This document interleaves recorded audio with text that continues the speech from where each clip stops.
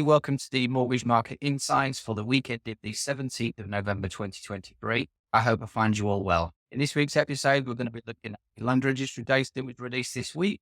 We're going to be looking at inflation data that was released this week, along with swap rates, lender rate reductions, and a bit of a discussion about where we might see interest rates at the end of the year. So quite a number-heavy episode this week, which I'll apologise for, but let's get straight on with it. So first up, we're going to look at the inflation data that was released this week. And this has caused a huge amount of news because it was actually better than expected. The data shows, as you can see on screen, that the consumer price index rose by 4.6% in the 12 months to October.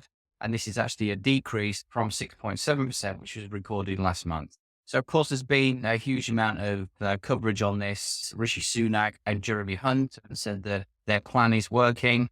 And in actual fact, the reality is that the biggest reason for this drop in inflation data is because the increased energy and fuel prices that we saw at this time last year, now we're a year on, they've fallen out of the data and therefore inflation has dropped. And it was always going to drop because of this. But nevertheless, this has been good news. It has stabilized the markets a little bit. There is a better outlook going forward for what we think might happen to interest rates, etc. But before we all get too excited, I do think that there's a slight issue maybe on the horizon at some point, which could dictate some future policies that the government and the Bank of England might follow. Now, if you take a look at this graph that's on screen, as you can see, the light blue line and the dark blue line, they're the ones that most people talk about, and they generally talk about the rate of inflation. As you can see quite clearly, those are dropping.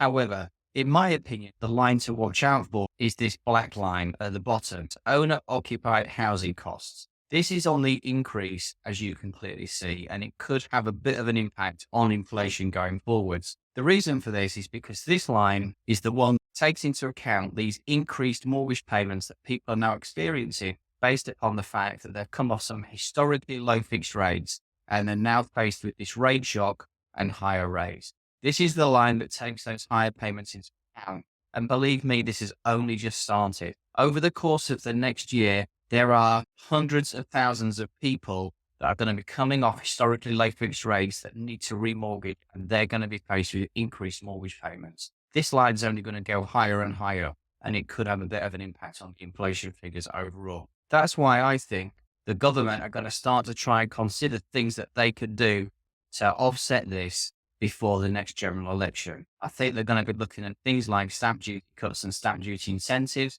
for first-time buyers, all of these things potentially announced at the autumn budget statement later this month. And then that's going to lead us into next year and what might happen with the Bank of England base rate. I've been saying for a little while now that I think we might see the first base rate cut by quarter next year, but something is going to need to be done by the government to potentially bring interest rates down to stabilize or even turn this line in the opposite direction so that it doesn't have too much of an impact on inflation. So whilst we're on this subject, and why don't we just take a look at this article that we featured in when we were asked by some industry publications what we thought of the potential stamp duty. You can clearly see my thoughts on this. I think it would be ridiculous, to be honest. For far too long now, the housing market has been artificially inflated by low interest rates and historic stamp duty breaks and like that. Next up, I want to take a quick look at this article in the FT Advisor, which we also featured in, where we were talking about this positive inflation data leading on to the swap rates reducing and therefore lenders reducing their rates, which we've seen an awful lot of recently, and I will come on to that a little bit later. But we were talking in this article about the potential that we could see some 5-year fixed rates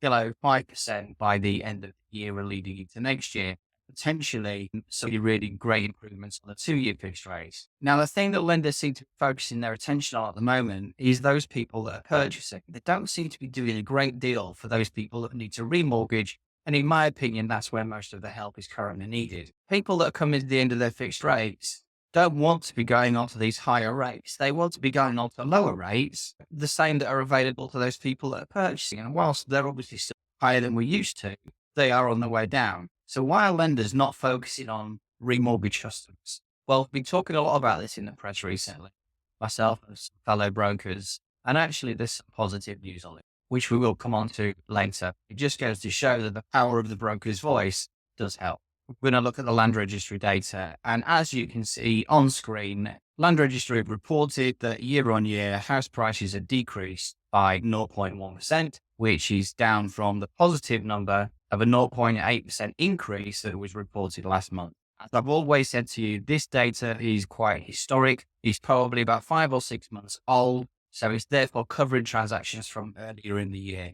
The mortgage market did slow down post the summer, so we're yet to see the effects of that on these actual house price decreasing, because I do think that they're going to drop quite a bit further yet. I'm still sticking to my 10 to 15% from peak to trough by the time we finish seeing the falls, which is opposing views to some people who are reporting potential drops of up to 35%, but we just need to keep an eye on these numbers.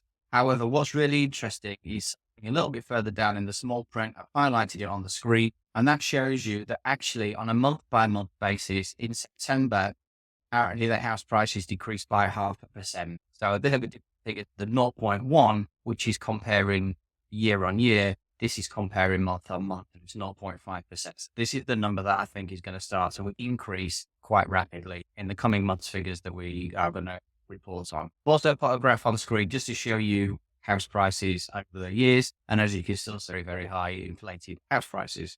We've got lender rate reductions, and there's been an awful lot of them this week, and I expect this to continue because of positive data that we've seen on swap rates, which we will come on to straight after this. This week, we've seen rate reductions from the following lenders: Bank of Ireland, Foundation Home Loans, Birmingham Midshires that made some stress test improvements, rate reductions from West Brom, Virgin, HSBC, Halifax, The Mortgage Works, Kensington, Precise Mortgages, Kent Reliant, Barclays, which we'll come on to, Adson Bank, Nottingham Building Society, Clydesdale Stroke Virgin, and Leeds Building Society, amongst others, but those are the biggest ones.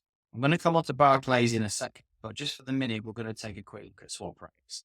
So as you can see on screen, this week swap rates have reduced quite a bit and things are really improving, which is why we're starting to see these positive rate reductions from lenders. These reductions in swap rates is primarily due to the fact that inflation dropped and that there is a general feeling of stability in the economy. We look to exactly a year ago, which was post the mini budget, you can see that we were going through a period of swap rate reductions at this time last year. We're still not at the same point we were at this time last year, but things are getting pretty close now. We focus on the 5-year and the 2-year. You can see the 5-year rate is almost at the 4%, dropping into the 3-point-something% bracket, which is why we might start to see 5-year fixed rates dropping in below 4% by the end of the year. And for the 2-year rate, this is the really positive one. 2-year is almost at 4.5% now and still on its way down. And it's the 2-year rates that a lot of people are really focusing their attention on right now. So good news all round. And we're now just going to talk about Barclays. I mentioned earlier that lenders are making lots of rate reductions, and in particular for those people that are looking to purchase property. And I was complaining that there was a lack of focus on those customers that are wanting to remortgage. Myself and other brokers have been shouting loud about this recently, and a lot of it's been publicised in the press. And then hey ho, yesterday Barclays made the announcement that they're introducing people that have got 40% equity in their home, a 2-year fixed rate, 4.98%. This is a market-leading product that we haven't seen like this for a long, long time, 2 years, which is great news for people that are needed to remortgage. I'm expecting other lenders to follow soon. We're going to start to see a bit of a rate war heating up in this arena now with remortgage products, and that's all good news. So that brings us to the end of this week's episodes. Thank you for your attention, and I hope you found the information useful. These weekly videos that we produce are just a roundup of what we think has been the key news from the previous week in the mortgage and property industry. There's obviously lots more things that do go on, and we simply haven't got time to cover all of that. But if you have ever got any questions about mortgages, property, the economy, and things like that, twice a week on a Monday and a Wednesday, or a Tuesday and a Thursday, I'm always live on TikTok in the evening for a couple of hours, answering any questions that you might have. If you go to my profile, click on the beacons link, you'll be able to see all of our social media channels, and in particular the TikTok one. If you go follow us on TikTok, you'll get notified when we're going live each week. And if you've got any burning questions that you want to ask, that's the perfect opportunity to do so. In the meantime, again, thank you for your attention. I really do appreciate your support in all of our social media channels. If you've got anything that you'd like us to cover in future videos, do let us know. But for now, all that's needed for me to say is have a great weekend, and I'll see you next week. Take care.